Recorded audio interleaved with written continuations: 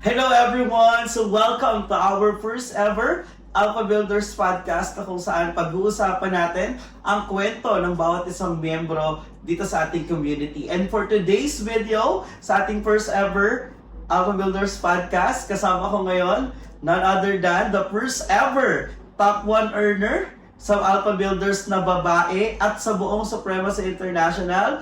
Please welcome Emerald Awardee, top performer, car achiever, none other than Miss Christina Santiago. Palakpakan naman natin. Ayan. Hello po. And syempre, ayun, yes ma'am, ayan. So syempre, nandito rin kasama rin po natin ang pinakabago, no? Pero siya ang nagpatunay na hindi porket bago, hindi mo na kaya ma-hit yung mga incentive ng company. Please welcome our latest Taiwan Travel Incentive, Miss Judy Espaldon. Palakpakan naman Hi, natin. guys. Ayan. So guys, no, how do you feel right now? Excited, happy. Yes, actually excited talaga dahil this is our first time, no? Kaya medyo nakakatuwa din na nagawa natin itong ganitong klaseng podcast. Yes, ayan. So grabe guys, no. Pagpasensya na first time kasi namin to, so we're just Yes. trying, ano. Actually, napag-tripan lang namin, wala kasi kami ginagawa. So ayun. So syempre, no, bago tayo dumako sa main topic natin, syempre gusto ko yung makilala ng ating mga audience. Syempre, pakilala ka naman muna, Ma'am Christy, and paano ka na-involved sa ganitong industriya, and ayan. Okay, so hi, I'm Christina Santiago, asawa ng OFW, no? And I started here actually in this kind of industry 2016 pa po. So, from 2016 till now, then actually nasa ibang company kasi ako before, no? I started here in Supremacy International 2022. So, kasama ko din yung aking upline, si Mr. Eugene Conche, of course. So, doon tayo nag-start sa kabilang company. Pero syempre, sa super ganda nung ganitong industry, talagang yayakapin mo talaga. Kasi grabe naman talaga ang resulta na ibibigay sa'yo. Yun, thank you so much, Ma'am Christy. Grabe, so inspiring. So imagine, malagal na pala kang magkasama sa ganitong industry. Ayan. So syempre, kung meron matagal na pagkasama, ito naman sobrang bago, very fresh. Wow, fresh na fresh. So ma'am, pakilala ka naman. Hello again everyone, I'm Judy Espaldon. Asawa po ng isang Coast Guard. Nag-start po ako dito sa industry to this year lang.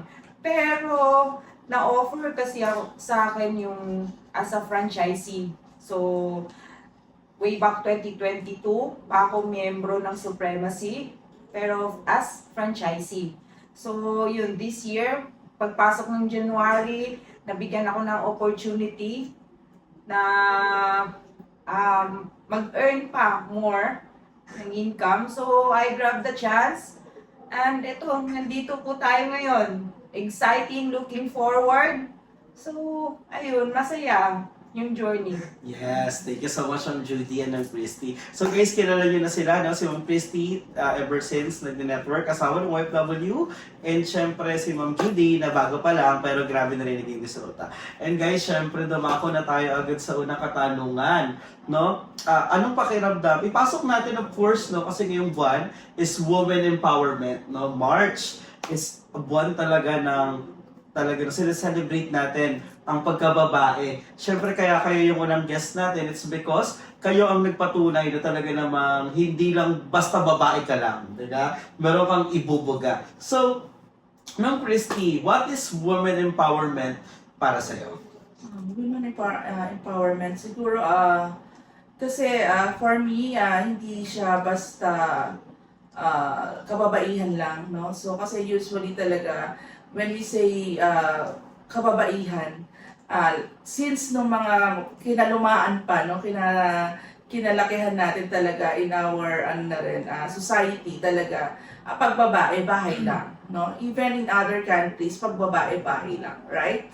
So, siguro isa sa mga maganda kasi sabihin natin dahil sa panahon ngayon, hindi lang basta nasa bahay na lang ang babae, no? Ang babae talaga ngayon right now is mas maraming chance, no? Maraming ways kung paano nila ipakita yung pagiging isang babae na hindi lang basta nasa bahay lang or hindi basta bilang taga-anak lang, no?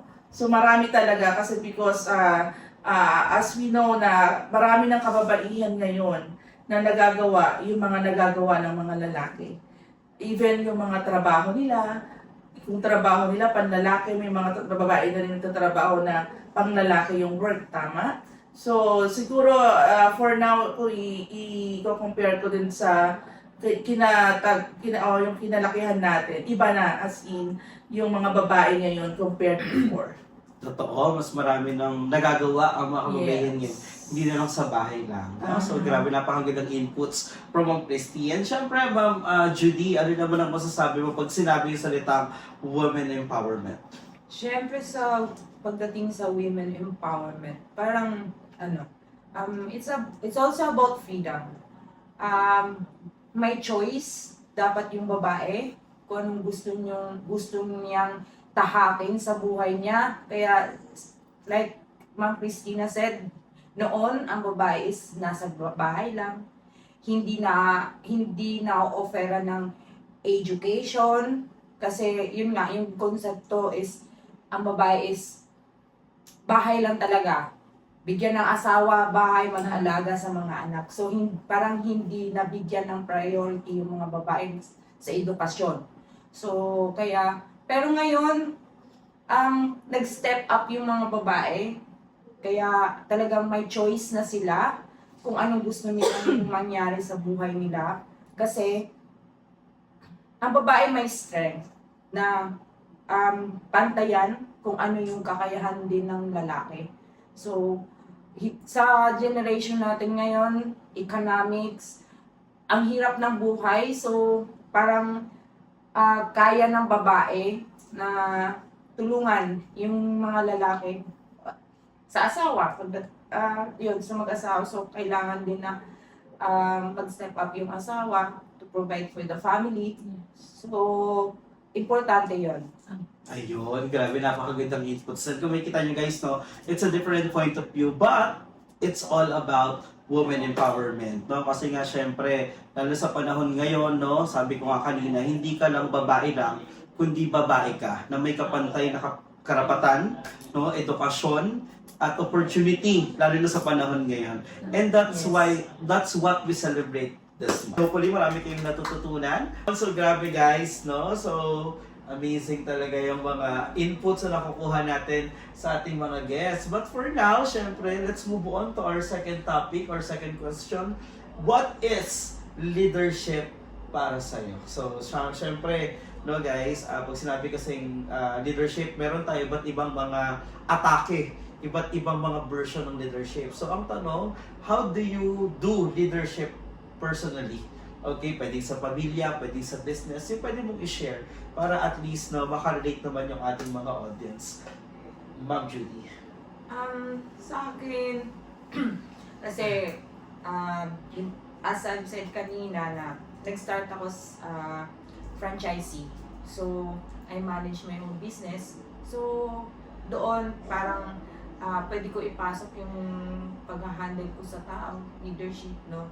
So, open po ako sa suggestion, opinion ng staffs ko, sa members ko. So, before ako bitaw ng isang desisyon, ayun, pinapakinggan ko yung staff ko, yung members ko. So, kaya ang nangyayari minsan, ang tagal ng decision making. Kasi yun, tinitake ko kasi yung yung opinion ng mga members ko, ng staff ko. Pero kasi ayoko din naman na magdesisyon na hindi kinukuha yung input din ng staff ko, lalo na pagdating sa business, sa store. So, yun. Ganon ako. Ayun, so syempre, napakahalaga rin naman taga as a leader na to listen dun sa mga suggestions din ng mga nasa paligid natin. Tama, ma'am. So, napakagandang way ng leadership. So, you gather information, inputs para before you decide. Yun nga lang, nagiging disadvantages parang napapatagal. Yun, as you said earlier, no? So, pero still, no, it's for the betterment naman ng inyong business and group. Ayan. So, syempre, si Ma'am Christy naman. Ma'am Christy, anong klaseng leader ka? No? Anong klaseng leadership ang meron ka? Pwede sa buhay, sa business, at kahit saan man. Syempre, no, actually, hindi sa akin bago kasi yung pagiging leader because ever since talaga, being a Christina Santiago talaga, bata pa lang ako talaga is nag-step up na ako. So, hindi mo na ako kailangan sabihan to be one na mag-handle ng mga responsibilities na kailangan. Talagang nag-step up ako. As in talagang hindi sa leadership lang ng pagiging isang network. I've been a operation manager before nung nagtatrabaho pa ako. So siguro isa sa masasabi ko kasi ako talaga may pagka-perfectionist din ako. No, pero syempre in that kind of attitude ng pagiging perfectionist din. Syempre, isa rin naman ako, dalawa yan eh. So, being hard person, meron din soft persons. Din ako ugali doon sa pagiging isang leader or ano ko, no. So, first nun is talagang, yun nga, perfectionist ako, pero in other way naman talaga, hindi naman, iniintindi ko din yung mga nararamdaman din ng tao. Cause I'm a person din na talagang nag-empowered ako ng mga tao na alam kong kailangan nila na ma-empowered sila or kailangan nila ng emotion guidance. Ganon. So, isa ako dun sa mga ganong tao na alam ko pag nakikita ko or hindi ko alam, siguro intuition because I'm a mother. Alam ko pag ang tao nahihirapan, alam ko yung pakiramdam ng tao kung kailangan ng emotional guidance or di ko makuha yung term pero basta kaya ko malaman kung kailangan niya ng makakausap, parang ganon. So, na kailangan ng advice, no? Kasi actually talagang advisor talaga ako. Kahit sa ang parts ng buhay, na mapa-personal man, mapa-network man, anything, kaya ko talagang gawin yan. To kahit ka-team ko, kahit hindi ko ka-team, ganun akong klaseng person. Pero, syempre, being a leadership talaga, marami kasi talagang aspeto talaga yan na iba-iba naman talaga tayo. No? Pero yun nga, siguro, balance lang din ako. Kung yun ang masasabi ko, may perfectionist kasi ako, pero in the other side, may pagka-soft side din. Ayun, so grabe, no? Ibang way naman ang atake ng leadership pero si Ma'am Christy. Siyempre, as a leader, you want to be always perfect.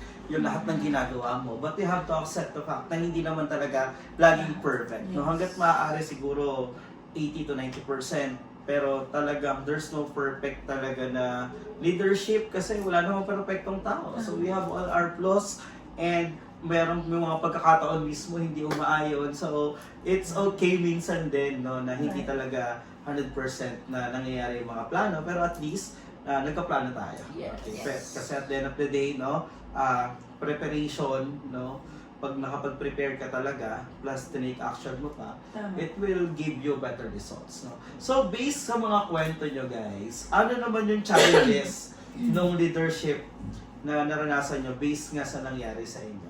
Siguro start tayo kay Ma'am Christy.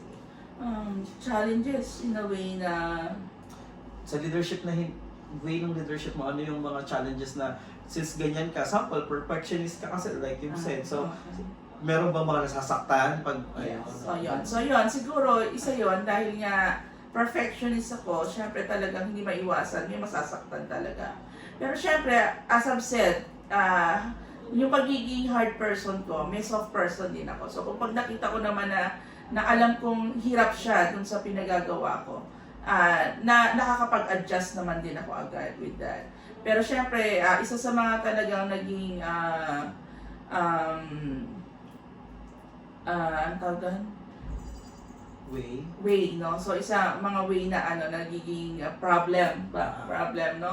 Is yung talagang medyo mahirap humanap nung katulad ko na talagang 100% kasi whatever it takes talaga ako eh. So, though hindi dapat natin anuhin yun, pero syempre, for me, nako-compared ko sa sarili ko yung gawa nung mga members ko, of course. Syempre, bakit sila hindi nila nagagawa na Yung ako, challenge. nakakaya ko talaga nagagawa, di ba? So, siguro yun lang yung pwede kong masabi na talagang medyo challenging sa akin. Okay, so siguro dun sa based sa story mo, ma'am, what I suggest, what I suggest dito is since nga sa minsan talaga sa sobrang gusto natin maging perfect, ang akala natin tayo lang yung kaya makagawa. Siguro this time if you want to have or if you want to grow your organization, you have to trust those people around you and let them na magkamali. Kasi hindi natin pwede lagi silang sasaluhin. Kasi nga, syempre, we have to go with the process. There's no perfect person, there's no perfect system, meron talagang mga flaws, pero para matuto sila, we need to trust them at the same time, guide them. Yes, magkakamali. Tanggapin natin yun. So, we have to accept that. Then, at the same time, we have to educate them dun sa mga challenges na nangyayari. Para at least, pag natuto naman na siguro, syempre, hindi na sila magkakamali. Pero at the end of the day, lagi pa rin may mga pagkakamali. That's why tayo nga yung leader eh. Diba? So that's why it called leadership. No? Kasi nga, you need to lead your ship. So, at walang perfect sailing, no? Pero pwede nating matutunan at mapa-improve ang lahat. No? So, siguro yun yung ma-advise ko naman dun sa challenges na nararanasan mo sa leadership mo. Ayan. So, Ma'am Judy, ano naman yung challenges na naranasan mo dun sa leadership? Oo, kasi yun nga, sabi ko, I'm always open for suggestion, opinions ng mga kasama ko. Pero, natitake advantage din ako. So, oo. So, yun yung parang downside. Kasi, yun nga, yung parang binibigyan ko sila ng chance na mag-decide kung ano sa tingin nilang na mapapabuti yung yung negosyo, yung trabaho. Kaso nga lang minsan, yun nga, dahil sa yung parang balanse yung pakikitungo ko sa kanila, along the way, parang yun nga, natitake advantage nila ako. So, parang yun, minsan hindi na nasusunod kung ano yung gusto ko talagang mangyari. So, yun yung isa ding downside dun sa ganun na lagi kong ino-open yung decision sa mga kasama ko. Okay. So siguro dyan, pagdating naman dyan. Actually, may moment din na ganyan din ako sa leadership ko before. So ang tendency nga yun, na take advantage, no, at the same time, para kasi since pinapasok mo sila dun sa ikaw yung leader, pinasok mo sila na, kumbaga, na-control ka nila, which is in leadership, ikaw talaga dapat yung mag-decide. Although you listen, but at the end of the day, ikaw yung leader. So ikaw yung 100% na accountable pagdating sa mga decision making. So sa sobra nating gustong i-please siguro kasi nga may pagka-people pleaser tayo. So kaya kumaga pinapakinggan natin lahat ng mga suggestions nila just to please them. Unconsciously, hindi natin alam na people pleaser tayo, pero totoo, yun talaga yung nangyayari. So, ang tendency, nababago o naapektuhan yung decision making natin. And at the same time, pag nagkamali tayo ng desisyon, at the end of the day, tayo naman yung masisisi. Tayo yung, di ba? Tayo accountable eh. Yes. Diba? So, siguro what I suggest dyan, ma'am, if you feel na at the end of the day, you have to, take full responsibility on decision making. Yes, makikinig ka, pero at the end of the day, alam mo naman kung anong mas nakakatama, no, na hindi. Sabi nga if you want to please everyone, sell ice cream. Diba? But if you want to be a leader, talagang you have to make tough decisions. And top leadership, it doesn't mean na masama ka na agad. It's because priority natin at kino-consider natin yung mas better na options and decisions pagdating sa pagpapalaki ng organisasyon. And syempre sabi nga, yung mga sarili nga mahirap na utusan. What more pag mayroon tayong mga tao. So, napakaganda po ng mga inputs. So, palakpakan naman natin sila guys, no? Ayan, hopefully marami kayong natututunan, no? At syempre, guys, grabe talaga yung mga inputs na nakukuha natin and sobrang inspiring, no? Siguro marami nakaka-relate sa mga audience natin. Pero syempre, guys, ano pa yung mga pwede nyong i-share? Syempre, since again, it's Women's Month, no? Ano yung gusto mo sabihin sa mga kababaihan nating nanonood din ngayon at sa kalalakihan na rin para talagang mas ma-empower pa sila at mas bumongga pa yung kanilang mga buhay. Ayan, start muna tayo kay Ma'am Judy. Ayan. Sa akin is voice out. You have a voice. Hindi na uso yung tahimik na yung nagpapadala ka na lang sa agos ng kung anong gustong mangyari ng ibang tao. So, kung ano yung feeling mo na kaya mo talaga, panindigan mo. Kasi kaya mo naman talaga. So, yun lang ang doon. Tsaka, take risk. Yun ang kasi pag hindi ka nag-take risk, how would you know na itong decision na to mag-work out o hindi? So, every decision, parang walang wrong or right decision. Ang lang doon is, every decision, kaya mo bang panindigan yan? Hindi ibig sabihin na ikaw babae, wala ka ng boses na makapag-decide. Meron ka. Importante yung alam mo yun. So, yun. Ayun, thank you so much, Ma'am Judy. Ma'am Christy? Okay, siguro ang pwede ko sabihin right now is for women, no, lahat ng mga kababaihan natin right now, huwag ka matakot, no? So sometimes kasi kaya tayo nakukulong sa isang box because ayaw nating lumabas, no? Hindi literal na lumabas, no? Sometimes tayo mismo yung ang nagiging dahilan kung bakit hindi natin nailalabas yung mga potensyal na pwede nating ilabas. Minsan kasi ang feeling mo, hanggang dito ka lang, feeling mo, ito lang ang kaya mong gawin. Which is never na naisip mo na kaya mo palang gawin yung mga bagay na kayang gawin ng iba. Kasi nga, ang nasa isip mo, ito lang ang kaya mong gawin. So always think na, kung merong, for example, kung merong isang papel, di ba minsan pag merong tuldok sa papel na white paper, ang nakikita lang natin lagi is yung tuldok. But the kaabuan ng papel na yun, hindi mo nakikita. So, make yourself, yung mind mo, i-open mo talaga that you can do anything, everything. Kasi it will help also yourself na ma-achieve mo yung mga ine-expect mo ma-achieve na akala mo hindi mo ma-achieve. And of course, sa kalalakihan din, understand your wife, understand your partner, because minsan talaga akala mo is walang kayang gawin, na ito lang, ikaw mismo kasi ang kumukulong sa mga asawa nyo na diyan ka lang, yan lang ang pwede mong gawin, yan lang ang gawin mo. No, because hindi mo alam na yung mismong partner mo pala or yung mismong asawa mo o kasama mo sa buhay, yan din pala ang makakatulong sa iyo.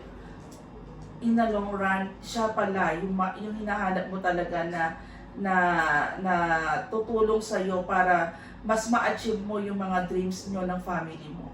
So always think na talagang hindi lang ikaw mag-isa ang kayang o hindi mo hawak lahat yung responsibilities ng family mo. Buong family mo, and especially yung partner mo, makakasama mo talaga doon sa mga pangarap na gustong-gusto mong makuha na kala mo ang hirap kunin, yung pala mas madali kung may kasama ka.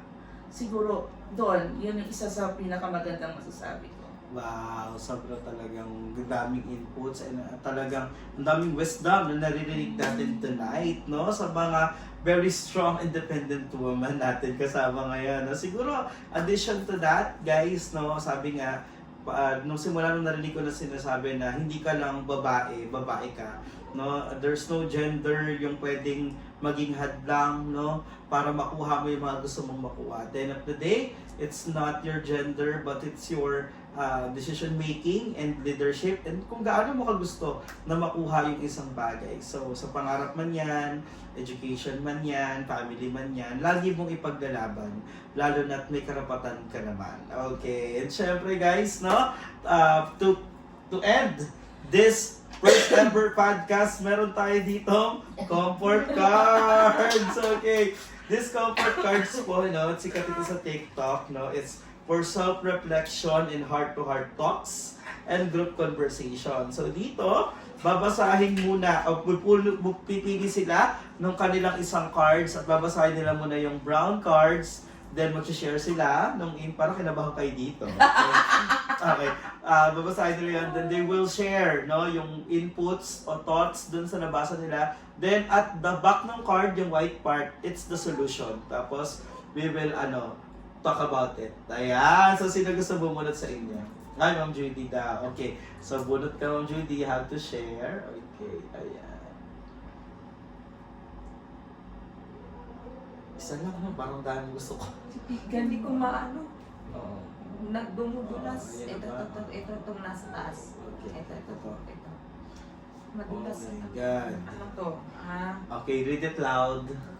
Anong klaseng music ang lagi mong pinapakinggan kapag stressed ka? Oh, okay. Christian song. Ah. Yun yung lagi kong naka-on repeat sa sa cellphone ko, sa laptop ko, kahit sa TV, basta pag na-stress ako, Christian song, tapos I'm singing out loud talaga. Do you have specific songs ba na pinapakinggan mo? Yung O lahat? Like, lahat. Wala man ang favorite.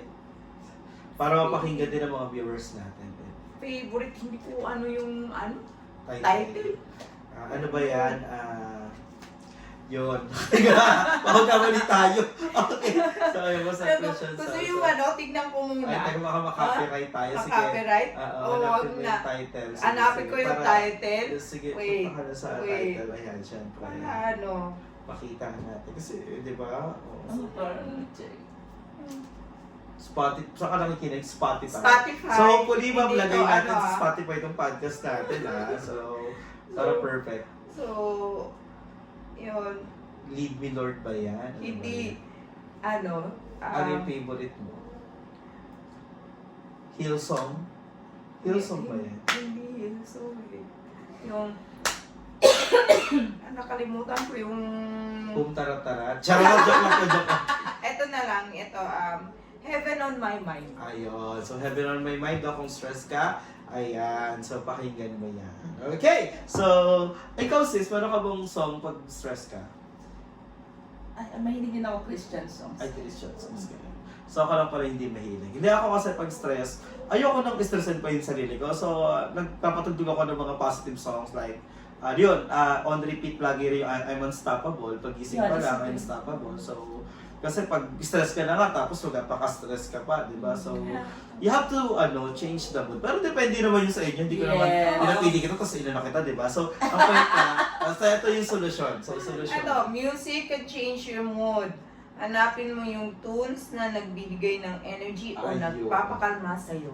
Told you guys. Yes. So, dapat talaga, wag mo nang, baka mamaya, stress ka na, si Moira pa yung pinakinggan. Ayun Ay, mo, lang. diba? wag na yun. Diba? Nagpalagi ka pa, di ba? Oh my gosh. Imagine, Wag na umpisa yun. pa lang, ano ba yung umpisa ng palagi? Hindi ko kabisado. Hindi ko rin alam. Ano yung palagi yung Hindi ko alam yun. Basta yun. Oo, yun. Then, actually, na parang last year, parang yun yung theme song ko. So, parang nakakalungkot lalo. So, you have to set your mood. Kasi nga, Yes. kailangan mo kontrahin. Pag nagpadala ka kasi doon, malala ka malulungkot. So, pero, Tama. Christian songs, Hill songs is good, no? It's Mas a solemn healing siya. song. Yes, Yes. healing song. So, marami naman yan sa YouTube. Check mo na lang din. Okay, so Barb, okay, hindi yan sa'yo. Okay. Kasi naubos na po. Ay, sama. Kahapon kasi is, Baka sama. is Nagganto kami kasi 3rd year anniversary ng Builders! Yes. Diba? So, happy 3rd year anniversary. Ayan, so, Ma'am Christy. Masaya. Ano makuha? Ito ba yung baba? Okay. Parang safe ata. Okay. Ano ang pinakamahirap na bagay na kinailangan mong tanggapin sa sarili mo? Pwede bumunot ng iba. Bakit? Hindi pwede.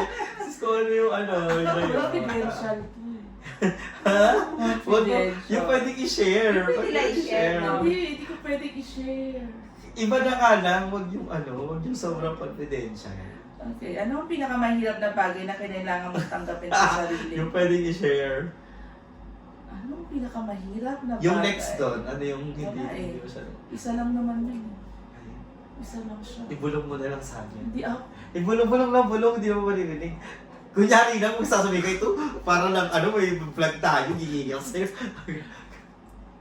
Okay.